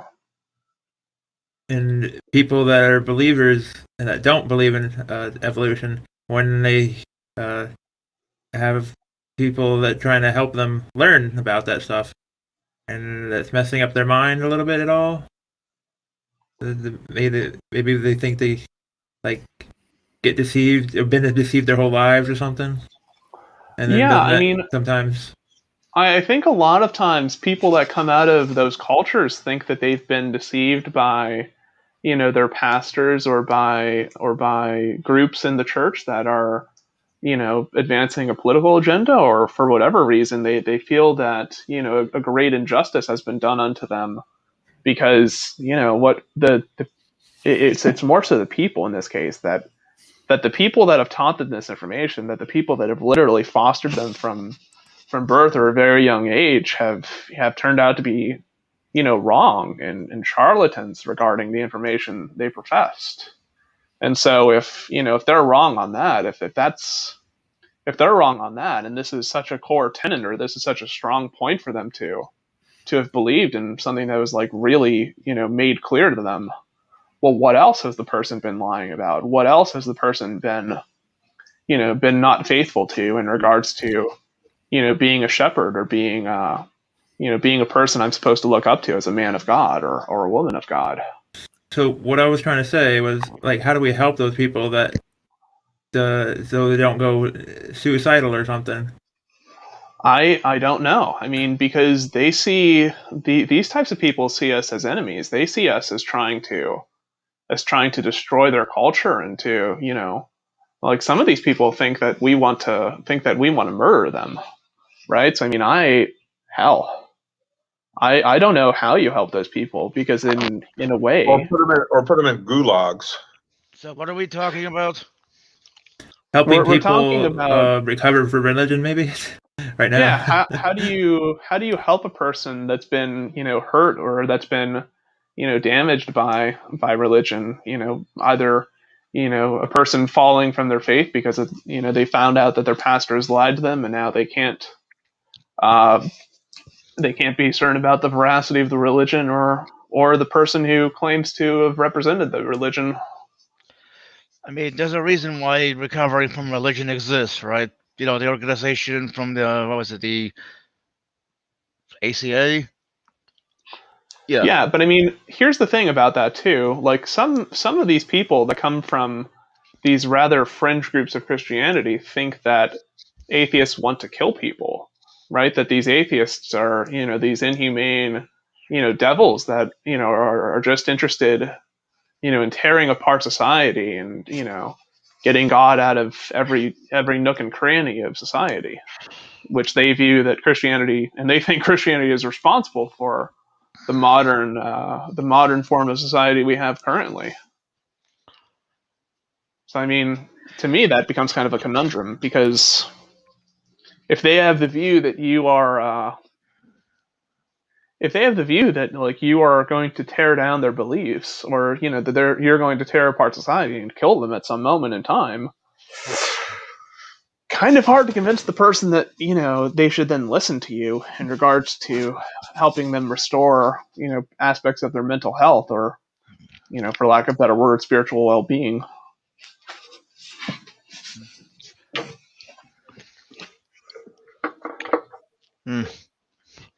It certainly is a pickle.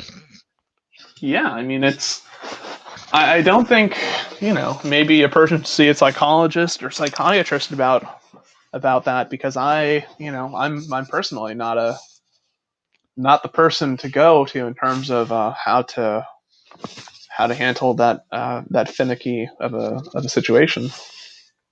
We need to have something that fills up the missing in their life. Maybe like when they leave their religion, they feel like there's something empty. So we need to have a way to fill that emptiness, or void, whatever. I think there's a few steps you take. I think the first step you take is what you said. I mean, this notion of being civil with people and also being empathetic towards people regarding what's happened and regarding the fact that these people are hurting, that they need support. So I mean, introducing people to social networks that are supportive and that are loving towards them in regards to the pain they're going through, but also trying to educate them about their misconception of atheists and what atheists really are. Trying to humanize and to get people to understand what it is. What do atheists actually think? Like, what is it that atheists mostly hold to? I mean, because it's not this this straw man version that's been brought up within the confines and under the purview of the church.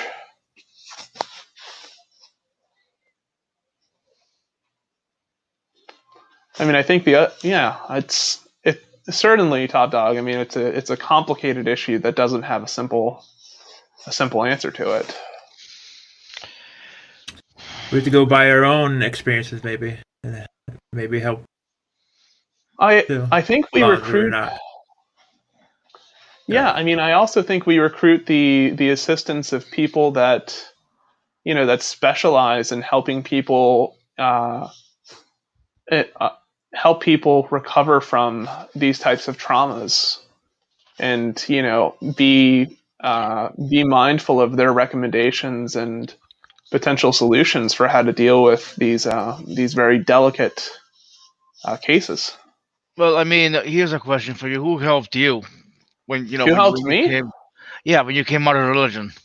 My family. I mean, my family wasn't very was never like hyper religious in the sense of being creationist or being like, if you become an atheist, you're going to have to get out of our house type of thing.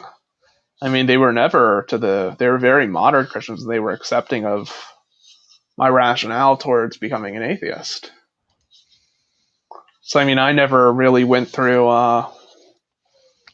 too much in terms of like having to deal with psychologically in the form of distrusting my community or things like that. And mostly, like when I had questions, I would ask my father, who's a minister, about certain questions I had about the Bible or things like that. And ironically enough, I mean, this community, the GDC, is kind of what helped me become educated about atheism and in changing some of the beliefs and values that I had from the time I was Christian to here now. The surprising thing about atheism is that everything, all of humanity, all of aesthetics, beauty, art, caring for people, all of that is still available to you without any religious tag on it, basically. Yeah. I mean, to me, I think the thing that really made me appreciate life more as an atheist, and it's not to say I didn't appreciate life while I was a Christian, but recognizing, for me at least, like recognizing the finite value of life was something that gave my life like a lot more purpose and really made me think about what it is I wanted to do in life. Because me being a Christian, I thought that, I would have immortality, that I would, I would die, but then I'd be reborn into heaven and new body, new spirit, all that. Yep. And so I didn't consider my actions on earth to be really that consequential, as long as the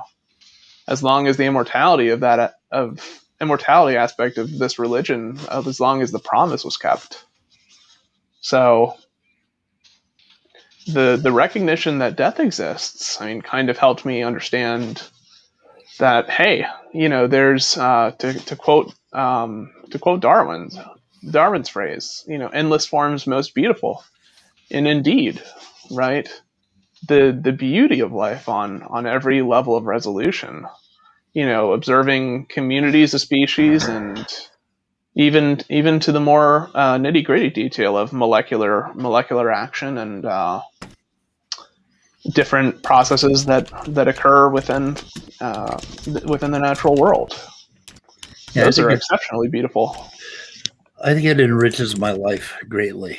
Basically, just seeing the whole crazy universe pattern, just the whole life unfolding, all of that life and death, birth and death, and all of that just seems to make a whole lot of sense to me. Well, to me, it also, very quickly after I came out of religion, and this is before I really understood science, but even now that I do, I kind of have this vibe and this tendency to associate oneness to life. This kind of universal essence that all life shares with it. Yeah. Yeah, because the realization that even as I die, there are all these other, new births, and these new lives coming up, and totally different lives than mine. Because if I had to do it over again, I wouldn't live that same life. I'd want something different, right? So if you had that memory. Yeah, and it doesn't make any difference. Like, my memories are just baggage that I cling to. It's like my own personal memories. I don't really need those. I can let all those go and just enjoy the fact that as I die, more people are going to be popping up and living, and all kinds of life. And it's really it's a tough mental exercise, but you can get to the point where it doesn't make any fucking difference. I think, to me, what I find gratifying about I think, to me, what I find gratifying about death is that, hey, when I die, my essence, as I put it, will be used in a productive manner for other organisms, or be entropically maximized again, right? And hey, I might be fading into oblivion, but at the very least, life persists on. And hey, what I really want, I want somebody to plant a really, really powerful pot plant in my brain, and use my brain as, to become a. Wouldn't that be cool? Yeah, I think it'd be nice to have a tree. I would appreciate it if a tree was planted, instead of a tombstone for me, or next to a tombstone or something like that. Do they have that? Do they have that in your state? Green death, that green? I'm not sure. Yeah, they don't. But when I die, I might. Yeah, when I die, I might have that try to be arranged. So. Yeah, I would like a weeping willow. I want to be a weeping willow for a while, for the next 100 years. That'd be cool. But what about to be a strong tree? Compost heap? What? I think you would have. You want a what, Scott? I said, what about just being put in a compost pile or whatever? That might be good. Well, I don't care for those fucking centipedes. Contribute for somebody's. I don't know if brain bug is here. This is so depressing. Rather than talking about living, you guys are talking about death. What the fuck? Well, it's the same thing. It's the same thing. Death is a beautiful process. It's the process that allows life to flourish. I have a good music video in the chat I posted just a few seconds ago. So for everybody to listen to. And for some people, death is neither the end nor the beginning. The Big Electron by Melody Sheep. Bill Hicks Yep. and Carolyn. I have to I listen kind to of that remain one. agnostic towards the notion of an afterlife, actually. It'd Really? be... Huh? I'd be pissed. Really? I don't know. It depends on I'd what be- I get reincarnated as, or what I'm born as. I'd be pissed unless I'm a willow tree. I don't know. Really? You'd want to be a tree of all things? Yeah. Well, centipede might be cool because then I wouldn't be afraid of centipedes. I don't know. I'd want to be like some kind of like wolf or like lion or something like fuck that. no! Or Those maybe guys a are always fucking scared and always adrenalized. I don't care. Maybe a or Saint maybe Bernard. a Saint Bernard. ooh, or maybe a hawk or an eagle. Oh, That'd that be might cool. be nice. Eagle would be cool. Had 5 How eagles about a flying over the wolf? house the other day. I might. mean- Hey, Wolf for me. I don't know. How about just being yourself and continue living rather than dying? Oh, fuck that. well, I the get, notion of self is an yeah. illusion. So I get hey. boring. Speed, there's always something new to learn. So life is not like life does not get boring. Yeah, You know how to live Oh, it. I don't know. I don't know. I think I'd want to come back as a drop of rain falling on the tongue of a delighted child outside playing. Oh, awesome. Yeah, there we go. Yeah, that would be So you want the child to cannibalize you as a raindrop? Okay. Right. How's it yeah, cannibalism? Yeah. Yeah. I never thought you wanted to be cannibalized, Scott. I mean, I know there are services that allow that, but Well, if you're you prefer to do it as a raindrop. That's your cannibalized by a inclination. giggling child. There we go. Oh, It'd certainly make the news lines. Or come back as your family's Thanksgiving turkey. Hey, there we go. Oh, now that's an interesting dark circle. Oh, that'd be oh, that's a good idea for a novel. Yeah. That would be a good idea for a novel. Lose Or a your zany Disney movie. Yeah. Oh, there you go. that's now you want me. Now I'm thinking about writing something like that. There's a family tragically lose their child, decide to build a farm, have a turkey. They somehow discover that the turkey is actually their child. Okay, But too late. Too late. I can see where the pieces of this novel are coming together. Fuck. Now I'm starting to like the idea. Damn it. Yeah, shit. What do I got to pay to get out of here tonight? It's not even that late. Huh? It's not even that late. My son just bought me about 15 pounds of chicken nuggets from Domino's. What are you, 5? Does he hate you? I think he's trying to kill me. He's trying to kill me. Is your son like 5 years old? God, He it's said, been like so long since I've had chicken nuggets. really? Well, I don't know why he Yeah, bought me chicken nuggets. I have no idea. But he just came down here and said, I'm ordering you chicken nuggets. And it's like, okay, well, I had a burrito Maybe- for dinner today, and that was fantastic. Is that a code word for like meth or something? chicken nuggets? I mean, Yeah. I won't say the burrito didn't have meth in it, but I won't say it did. I haven't looked in the box, but it weighs about 15 pounds. It's like, I think you bought me too many chicken nuggets. Did he do like 100 chicken nuggets or what? God. It looks like 100 chicken nuggets. It really is a lot of chicken nuggets. Way too many chicken nuggets. I don't know. What does he think you are? Some kind of animal? I think so. I think he's trying to kill me. I really do. Do you have a life insurance policy out on you? They might have one. They took a life insurance policy out on me right after I sobered up. Right after I sobered up, right when I was 57, because they were absolutely sure I would drop dead within 2 years. Holy fuck! So after about 5 years, they said, "Fuck it, we're not paying for this anymore. The son of a bitch is going to live forever." It's like, yeah. Damn. So they dropped it. Sometimes it pays to be a contrarian. Yep. Yeah, in 2007, it didn't look like I had a snowball's chance in hell of living till 2008. So What happened in 2008? in 2007, I sobered up. Ah, nice. Yeah. Good to hear. And I was in very bad shape. I didn't have any feeling in my left side of my body, and I was really in bad shape. I weighed about 50 pounds less than I do now. Christ. It was pretty bad. I was like, yeah. I don't know how I lived. Pretty interesting that I did. When I was growing up, I just wanted to live past 40 because that's when my dad died. Yeah. Damn. So I thought, and of course there was kind of a family resemblance between me and him, believe it or not. And so I thought, man, I just want to live past 40. Yeah. So luckily I did. Me and my dad had exactly the same build and height and everything. Yeah. And he died of colon cancer when he was 62. But he had a really strong heart, and he actually lived.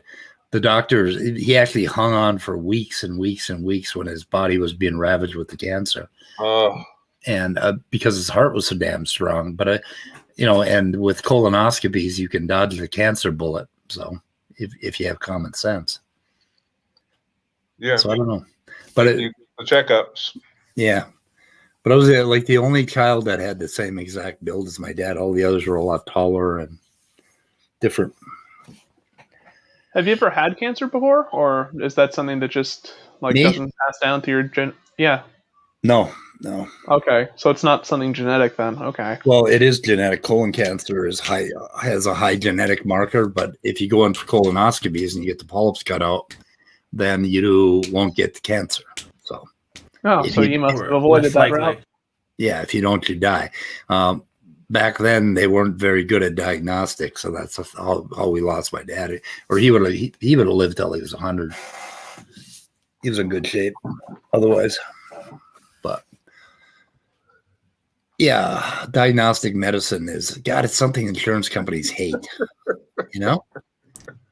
Well, once they get next-gen sequencing perfected, they'll hate it even more.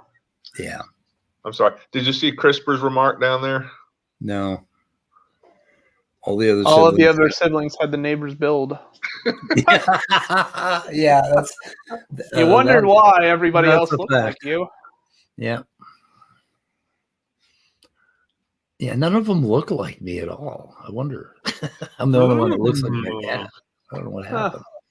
Don't know what happened there. The other ones look. Everybody else looks kind of like my dad, but not quite. Jesus. All the other ones look like Hugo Johnson, There we go. Oh, Tanya dropped out. Well, what a wet blanket he was. Yeah, like death. You didn't want to talk about death. I just don't understand why.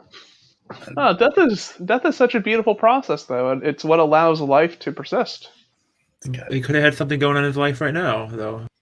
You gotta be. I don't know. We were talking about being careful of what to say to the person on their deathbed or a medical thing, and we weren't being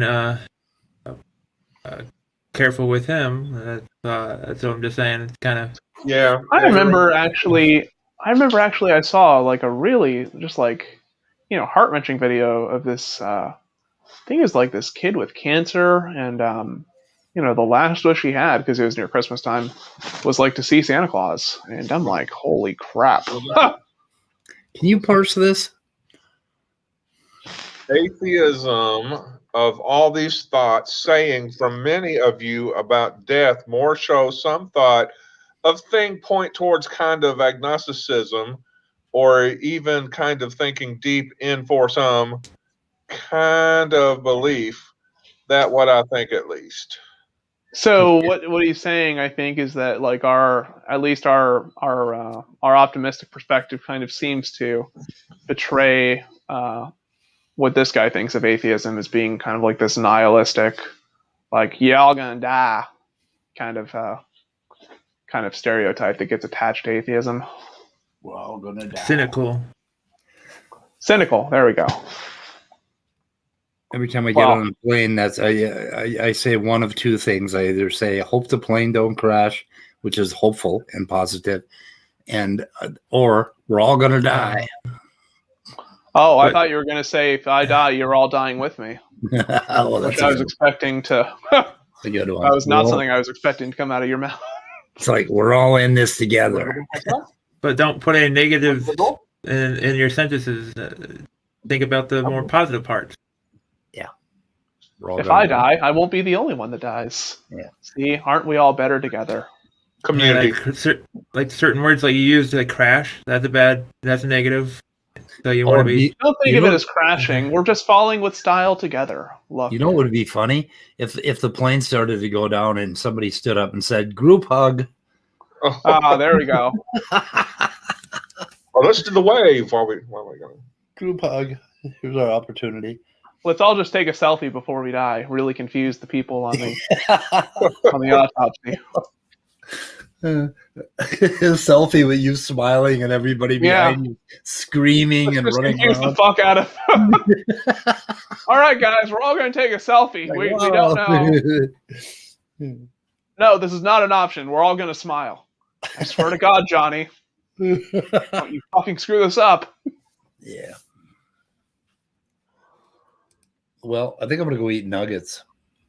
All right. Well, You got a lot of it's nuggets all to over the eat. place. Huh? You guys want to hang out, or you want to end this damn thing? No, I think I'm gonna step away. We're bleeding bow you. out.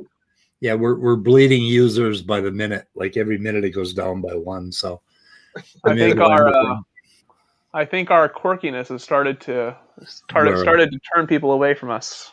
I think so. Okay, gonna end the broadcast. CRISPR made a good one. It isn't a crash; it's a forceful land. Look on the positive side. Man. Okay, guys, Yeah. we're ending the broadcast. So anybody got anything to say? Stay curious. Okay. And I'm Batman. I'm remember, not.